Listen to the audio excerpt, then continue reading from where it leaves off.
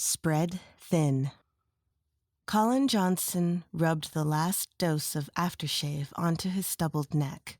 Murmuring could be heard through the bathroom door, over a bed of bass coming from the office.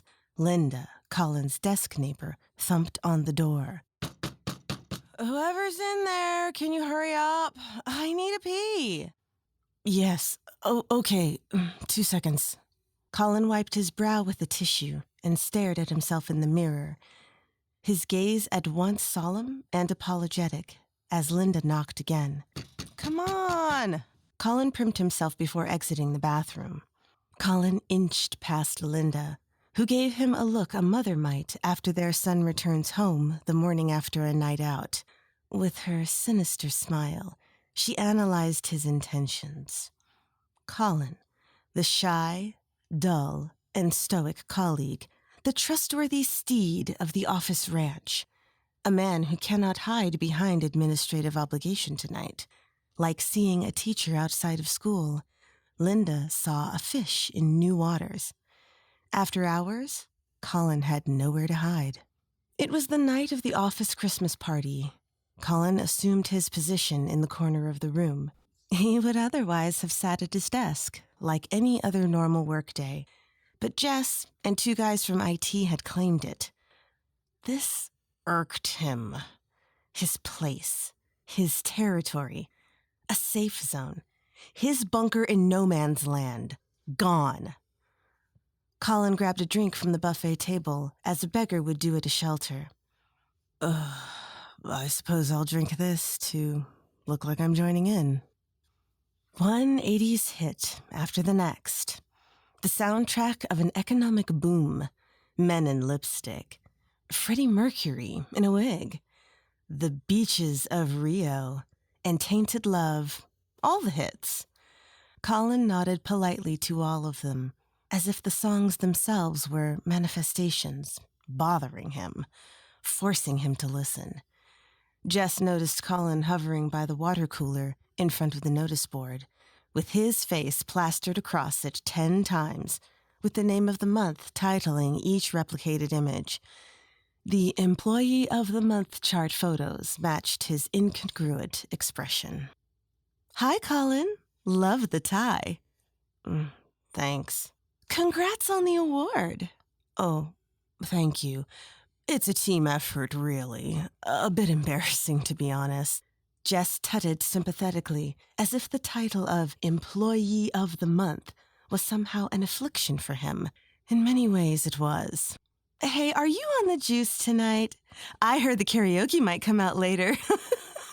"I need a few more in me before I bust out some Christina Aguilera."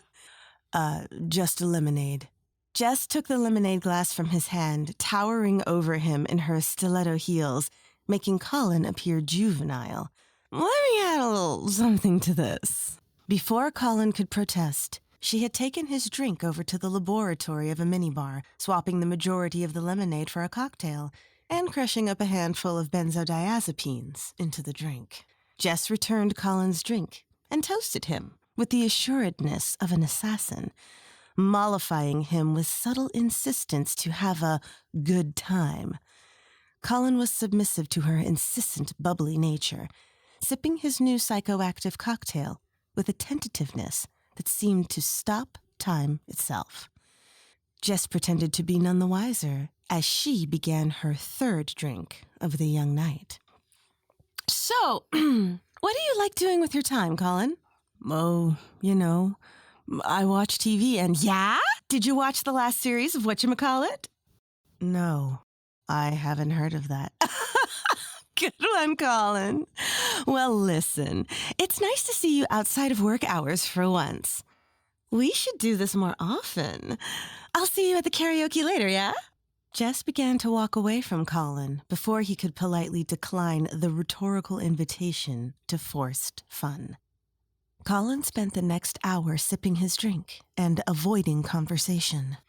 He toured every single wall of the office, corridor, and staff room before returning to the hubbub of the party. As he entered the office and stood by the buffet that had now been opened, Colin began to feel lightheaded.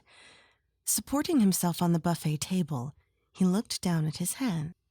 His fingers had turned into breadsticks.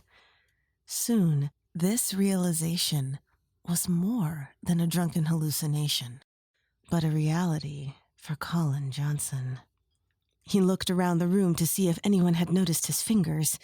The idea of drawing attention to himself was more of a worry for Colin than that of his digits becoming crunchy, bread-based snacks. Linda walked into the room, and as he tried to call for her, he found himself unable to speak. Placing his right hand on his mouth, or more so, the area of his face where his mouth once was, he felt a gaping hole with a treacle-like consistency on the outer layer. Colin saw his teeth on the buffet table, in a bowl, with his colleagues dipping their hands into them as if they were nuts. Colin felt an urge to empty his bowels. Still, nobody noticed him. Colin felt an emptiness. His insides were now across the buffet table. He could see his genitalia on Linda's plate as she stuck a cocktail stick straight through it along with a cheese square. Colin cried out in horror, but he could no longer hear his own screams. Colin heard nothing. He could see his ears being used as servers for guacamole dips. Colin could feel his consciousness slipping away. He imagined himself as the butt of an awful hidden camera prank gone wrong, where, in some catastrophic tragedy, this elaborate attempt at humor had somehow caused him to lose control of his organs instead of just feeling like he had. Smoke and mirrors had become flesh and bone. However, Colin felt no pain, only a slight ticklishness all over his remaining body. Perhaps I have had an allergic reaction, thought Colin, as he watched his tongue be garnished and served alongside a cheese platter to his boss. Colin had now sunk as he watched the new girl wearing his torso like a gilet. From this now stunted position, Colin felt like a little boy, unable to call for help through the gummy hole in his mouth. And now, realizing his arms had too vacated his depleted frame, Colin closed his eyes.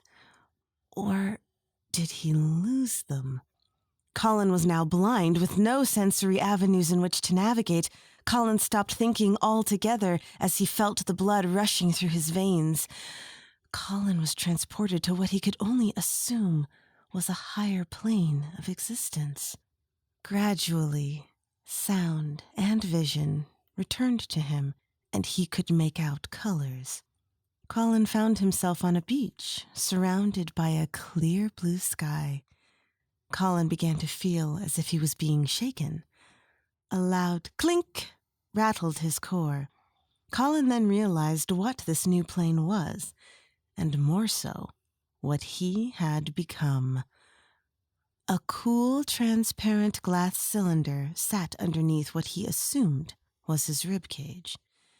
Colin was suddenly lifted and now lay horizontally, staring into a black void. The sun and blue sky faded as he entered the mouth tunnel of an overweight, orange-skinned diplomat. Colin longed to be back in his office.